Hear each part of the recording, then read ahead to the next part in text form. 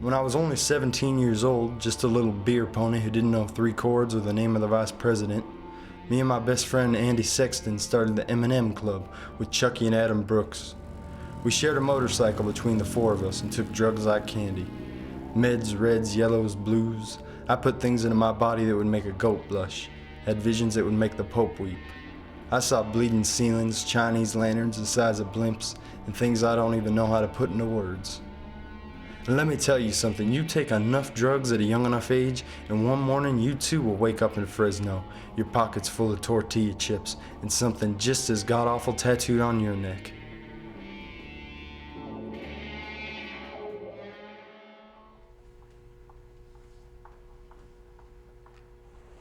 Let me give you a word of advice. Don't get a name tattooed on you unless you're sure she's the last one you want around. Cause I guarantee you the next one is gonna want her name right beside it. And you think you won't get the ink? Just wait until that honey ebbs. You'll be back there in that chair faster than you know it.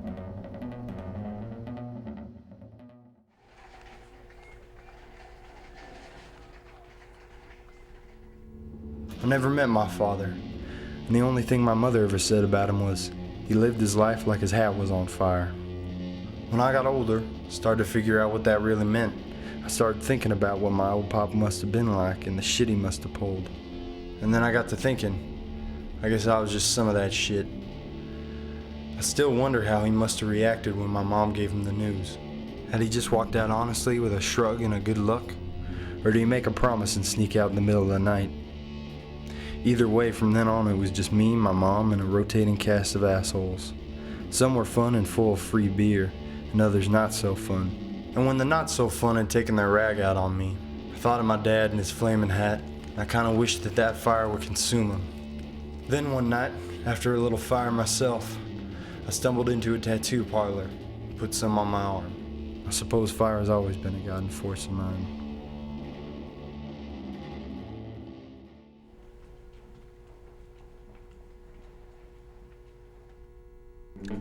This bold Spanish bitch told me, get my first and last name. And shit, man, I'd have put this girl's zip code across my forehead had she asked. Dr.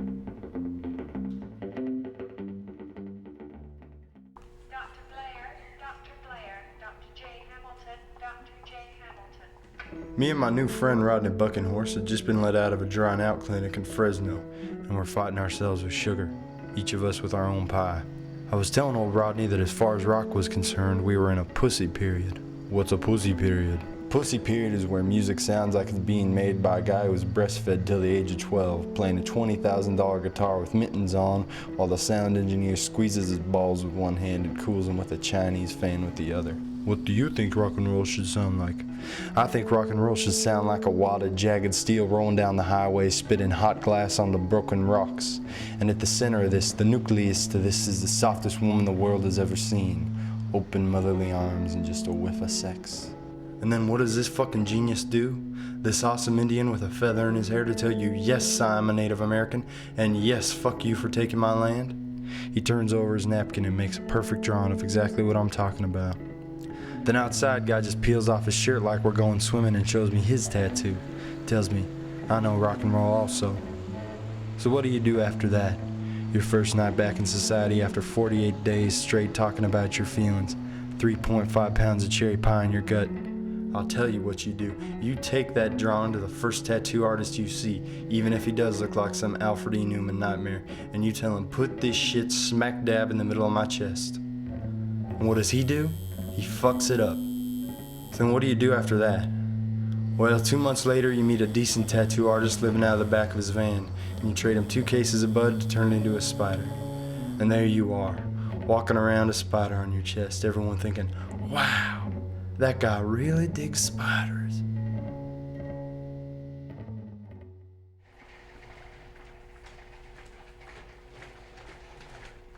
Sally, a goofy bird, plain and simple. I'm glad I got her name, cause just the thought of old silly Sally and her shitty sandy shell collection makes me laugh my sweet little ass off.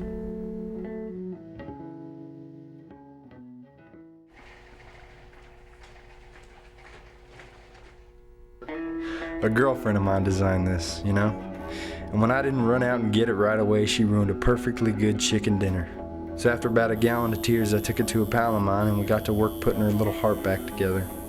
I know what she was trying to do and I appreciate it. It's just I'm not one to fetishize the materials.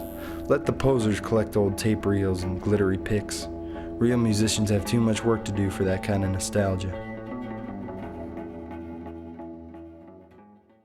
Dr. Davis, telephone please. Dr. Davis, telephone please. A few years ago, I met up with my old friend Andy Sexton, and he asked me, "Do you think drugs had a huge effect on your life?" And I told him, "I'm sure, but who knows, good or bad." Then he looked down into his coffee like it were a window, or a hole to crawl into, and said, "You and I are like a couple of comets knocked off course." The next weekend, his ex-wife found him in the bathtub.